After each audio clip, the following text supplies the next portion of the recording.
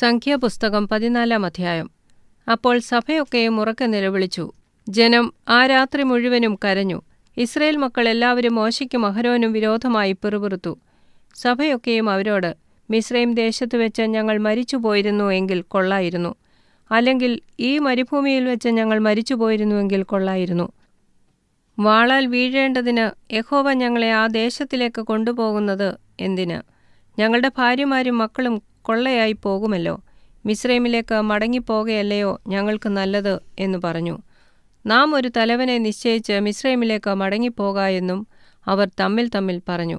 അപ്പോൾ മോശെയും അഹരോനും ഇസ്രായേൽ സഭയുടെ സർവ്വസംഘത്തിൻ്റെയും മുമ്പാകെ കവിണ്ണു വീണു.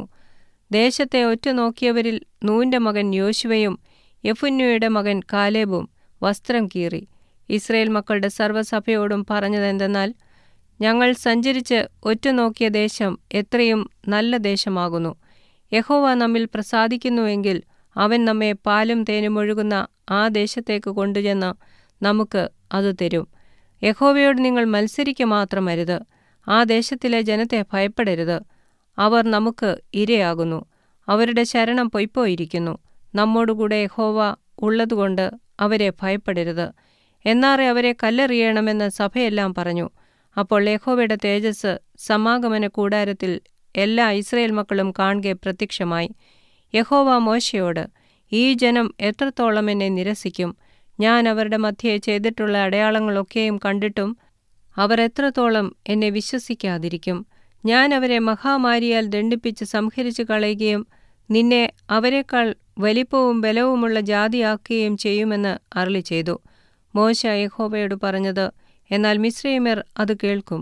നീ ഈ ജനത്തെ അവരുടെ ഇടയിൽ നിന്ന് നിന്റെ ശക്തിയാൽ കൊണ്ടുപോന്നുവല്ലോ. അവർ അത് ഈ ദേശനിവാസികളോടും പറയും.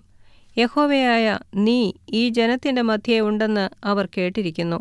യഹോവയായ നിന്നെ ഇവർ കണ്ണാലെ കാണുകയും നിന്റെ മേഘം ഇവർക്ക് മീതെ നിൽക്കുകയും പകൽ മേഘസ്തംഭത്തിലും രാത്രി അഗ്നിസ്തംഭത്തിലും നീ ഇവർക്ക് മുമ്പായി നടക്കുകയും ചെയ്യുന്നുവല്ലോ.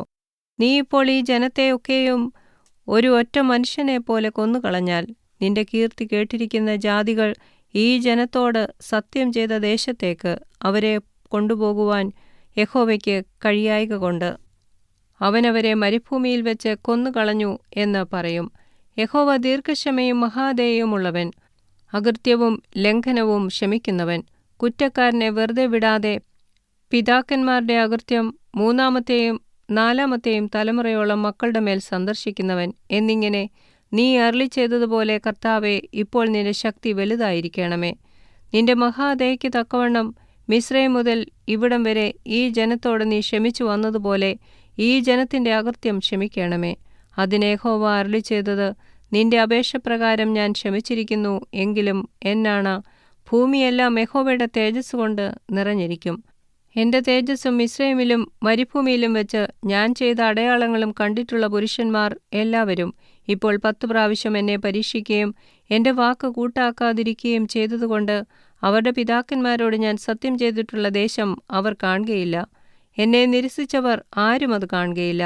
എന്റെ ദാസനായ കാലേബോ, അവൻ വേറൊരു സ്വഭാവമുള്ളതുകൊണ്ടും എന്നെ പൂർണ്ണമായി അനുസരിച്ചതുകൊണ്ടും അവൻ പോയിരുന്ന ദേശത്തേക്ക് ഞാൻ അവനെ എത്തിക്കും. അവന്റെ സന്തതി അത് കൈവശമാക്കും.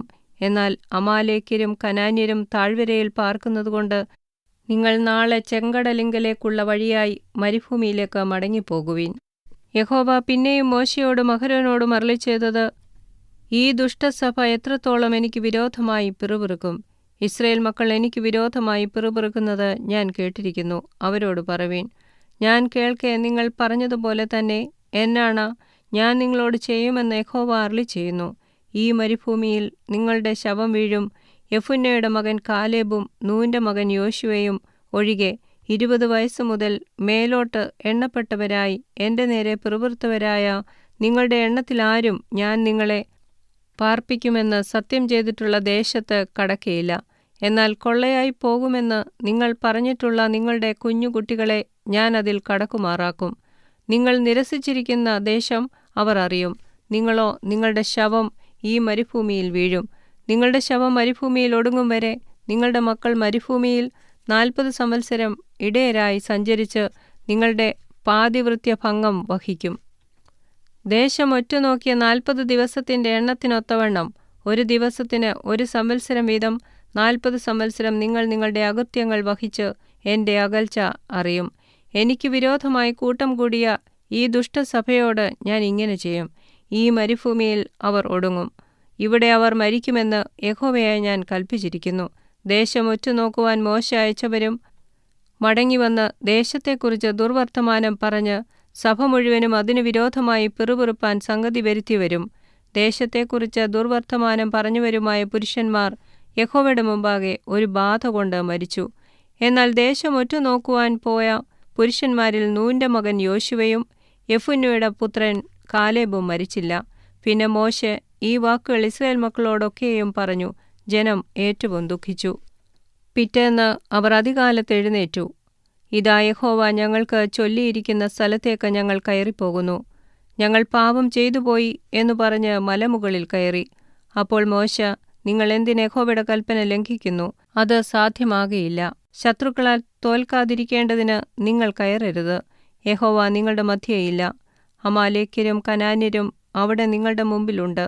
നിങ്ങൾ വാളാൽ വീഴും. നിങ്ങൾ യഹോവയെ വിട്ടു പിന്തിരിഞ്ഞിരിക്കൊണ്ട് യഹോവ നിങ്ങളോടുകൂടെ ഉണ്ടായിരിക്കുകയില്ല എന്ന് പറഞ്ഞു. എന്നിട്ടും അവർ ധാർഷ്ട്യം പൂണ്ട് മലമുകളിൽ കയറി. യഹോവയുടെ നിയമപെട്ടകവും മോശെയും പാളയത്തിൽ നിന്ന് പുറപ്പെട്ടില്ലതാനും. എന്നാറെ മലയിൽ പാർത്തിരുന്ന അമാലേക്യരും കനാന്യരും ഇറങ്ങിവന്ന് അവരെ തോൽപ്പിച്ചു. ഹോർമ വരെ അവരെ ചിന്നിച്ച് ഓടിച്ചു കളഞ്ഞു.